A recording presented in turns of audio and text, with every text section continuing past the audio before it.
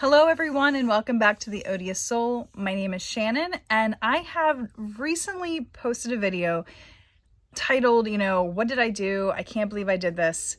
And it basically talked about how I placed an order with Murray McMurray Hatchery to be delivered at the end of June.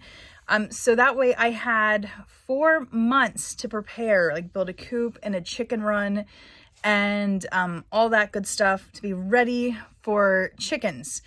And I also mentioned how they didn't have any Rhode Island Reds available until like way later in the year. So I placed an order for everything else, but that my husband really wanted Rhode Island Reds.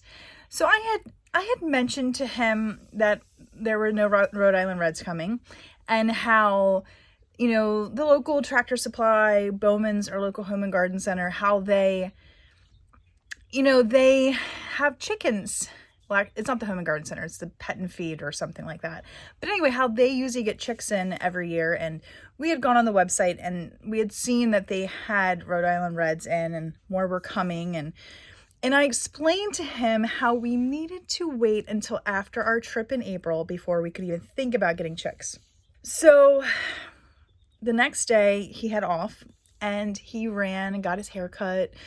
He ran to the AT&T store, he ran and did a couple things, and he went to Bowman's, the Pet and Feed store, just to see the baby chicks, because as much as he wants this and he's supporting me in my chicken need endeavor, he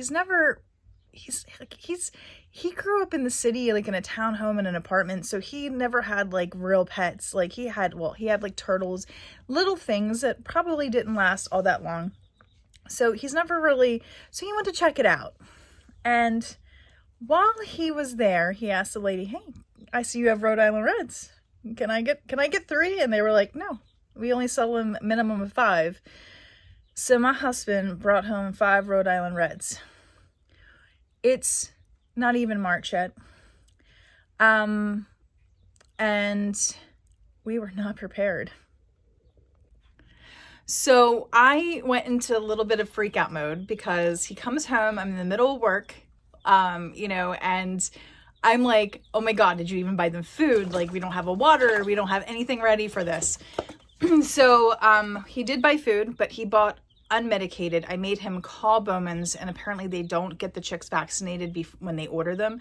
So I was like, well, we need medicated food if they're not vaccinated, because there's a C word, COCC. I'm not even going to try to pronounce it, but I know that's a thing that can kill baby chicks. So I was like, if they aren't vaccinated, they need to have the medicated food. If they are vaccinated, you can't feed them the medicated food because it'll actually cancel out the vaccine. So very important information to know there. So we called, they were not vaccinated. I was like, okay, well, I'm going to give you a list of everything we need because like baby chicks need to be warm. And I had a little heat lamp here, but it wasn't going to be enough. And I mean, we had put this box on our dining room table.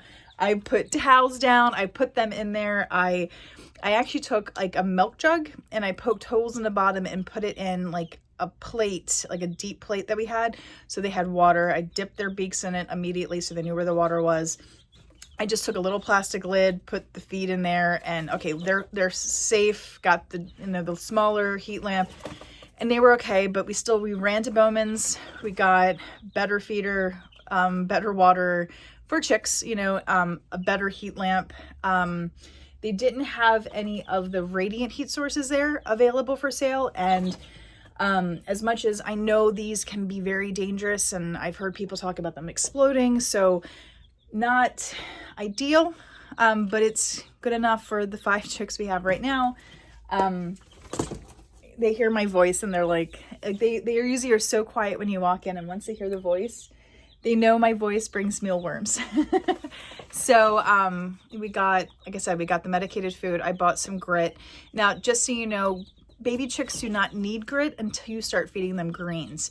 Once you start feeding them like non-gritty food, like the treats and stuff, they need the grit to help digest their food. So just to let you know that, and they really don't need oyster shell. What I read is they don't really need oyster shell until about 8 weeks. So we didn't pick that up yet.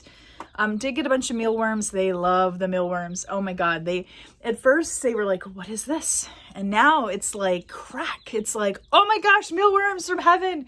And I've actually started putting my hand in with the mealworms in my hand and making them take it out of my hand. So that way they're less skittish when we put our hands in, which has pros and cons, because then they think every time they see the hand in their little box brooder area here, they think it has mealworms. So I'm also trying to make a sound every time I come. I give them the mealworms so they know that the sound is treat time, not just the hand. But they're learning, they're growing, and so I can't believe my husband did this, because I went from having 4 months to build a coop and a chicken run, which was going to allow me to reuse some of the wood from the greenhouse project to make the coop cheaper. I mean, I was still going to have to pay the money for fencing and run and all that stuff.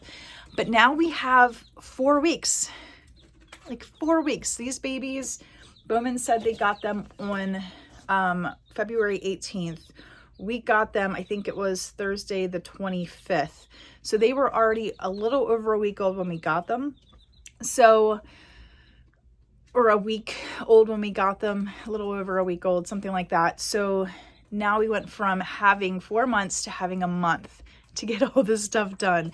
And we leave in the middle of April for a trip. Hey guys, what you doing in there? Want to see? All right, so I know the red light makes seeing a little bit harder, but I have some mealworms, so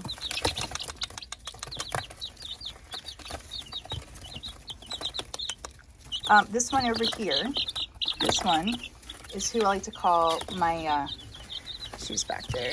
She's the one with the stripe on her head.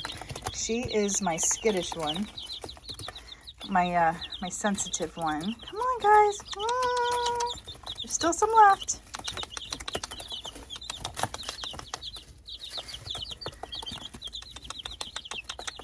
Come on, there's one left. Good girls. These good girls.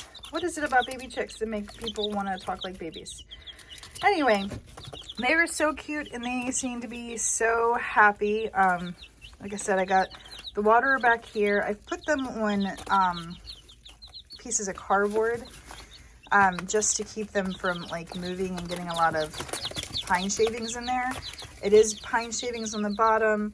I know they're still a little bit too young to roost, but I did put this piece of wood back here just for them to start playing around and just kind of, you know, having fun with that. Down here is their plastic container that I have grit in, and I have been putting little tiny pieces of like just the greens that I'm growing right now, which is like parsley, and like last night they got some cabbage leaves that I was transplanting some seedlings from the peat moss into actual potting soil, so they got a little bit of that, and they're not really doing anything with it. They're just kind of picking at it.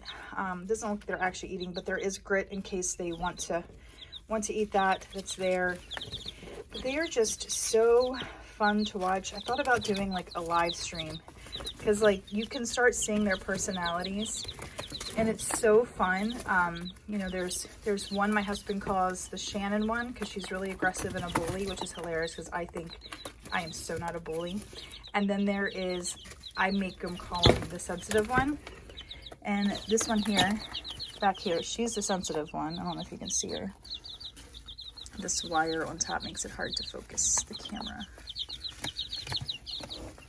Well, anyway, but like you can definitely tell they're working on their pecking order, and you can see who's at the top and who's at the bottom already. Like this one here, that one right there. Oops. The darkest haired one, she is definitely the biggest bully of all of them.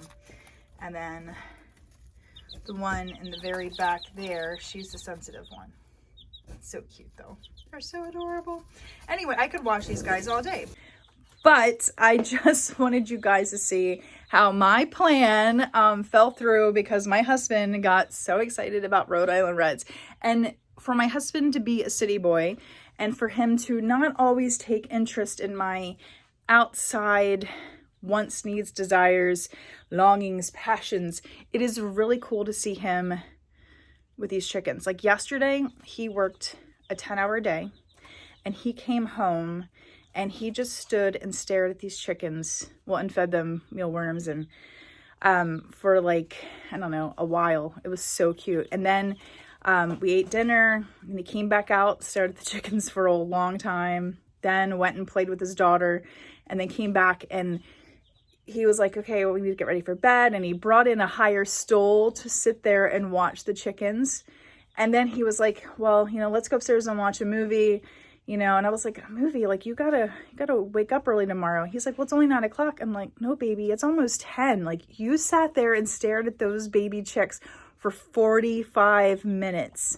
And he was like, what? Like, but for him, it's very relaxing. And I think that's like the thing. It's like, it's therapeutic and, but anyway, so we have baby chicks.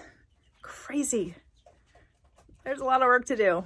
Oh, right in the middle of trying to get my garden ready too. Oh, I don't have time for all this. Anyway, thank you for watching. Stay tuned now for chicken adventures and the process of building a coop and where we're going to put the run and how we're going to do that. So thanks as always for watching and supporting this channel. We really appreciate it as we go on these journeys of being a new gardener and a new chicken parents. Holy crap. Anyway, take care.